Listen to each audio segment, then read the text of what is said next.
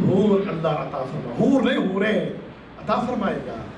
اللہ کے رسول صلی اللہ علیہ وسلم فرماتے ہیں یہ اور اس کی حور آمنے سامنے بیٹھ گئے، آمنے سامنے بیٹھے ہیں، ایک دوسرے کا دیدار کر رہے ہیں، دیدار کرتے ہیں، چہرے کو دائیں پھیرتے ہیں اور دائیں پھیرنے کے بعد پھر ایک دوسرے کے چہرے پر ڈالتے ہیں۔